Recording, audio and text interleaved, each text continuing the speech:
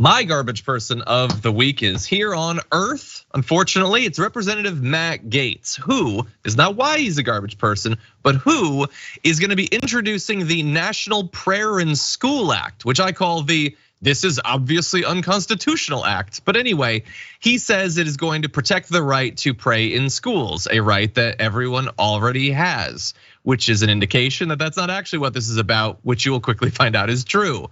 So his bill gives everyone the right to sue if another person places any limitation on the ability of that person to engage in prayer in any school.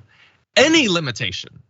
And prayer is, of course, a very vague thing. So that's gonna be opening ourselves up to some fun lawsuits if it happens.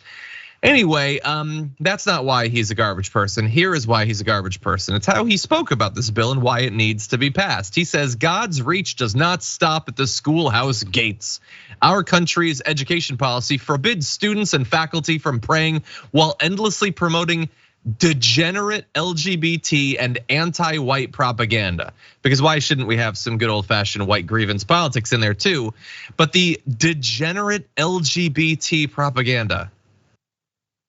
Remember, in terms of freedom to exist in a school, they are perfectly comfortable to strip every book out of there, to make it that if you are not exactly the straight, cis, white, whatever that they want you to be, you can't say a damn thing about your life. But now there can be no limitation on any kind of praying in any form for any duration, anywhere in the school.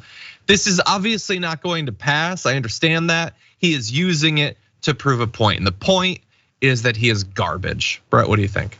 Matt Gaetz does not believe a single tiny bit of what he's saying. The people who say that their rights are impinged also would not, or infringed, will not at all allow a Muslim person to pray during class. How do I know that? Because we've interviewed them in person at Trump rallies. So these are not people who have any identifiable principles. They just want to win themselves and they want other people's lives to be miserable. And yes, they're making these crazy leaps from like just telling people like basic stories that in books that we've all read that have not turned all of us gay.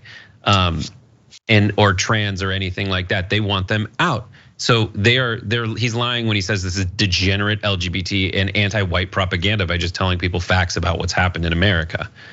100%. And by the way, imagine if if you say anything bad, like you're anti-American, but like if you just smear tens of millions of people as degenerates, including tons of conservatives, tons of registered Republicans are degenerates because they were born a way that you don't like. Fun. Anyway, those are our garbage people of the week, both human and alien. Here is the community garbage person of the week, which 50,000 of you voted for. Thank you to all of you. At number 5, we have 5% of the vote going to Rudy Giuliani for his vomit-inducing comments to former workers. Dear God, I had actually forgotten about that story. Absolutely devastating. Coming in at number 4 with 11% of the vote, you have conservatives, I guess all of them, for celebrating the women's soccer team defeat. Number 3 with 25% of the vote is Judge Eileen Cannon for ruling in Trump's favor again in Doc's case. I actually am not mad about that. It is so buffoonish, the levels to which she is trying to protect him, that it might actually result in her being taken off the case. Your runner-up with 26% of the vote is the Alabama men for attacking a boat captain for doing his job. Great addition there to the list. This is a super split one, by the way. Your garbage person of the week only got 33% of the vote. That is Donald Trump for his disgusting attack on Georgia DA Fani Willis. And it's great to see him getting it for that, because that was about as, like, I don't know how you fit both that much misogyny and that much racism into one brief clip, but he found a way and he earned this great dishonor. So thank you to everybody who voted. For more political news breakdowns, interviews, stories of activism, and me trying my hardest to care about the occasional big celebrity news story, subscribe to our YouTube channel at youtube.com/The Damage Report. And you can ring the bell wherever it is so you don't miss anything.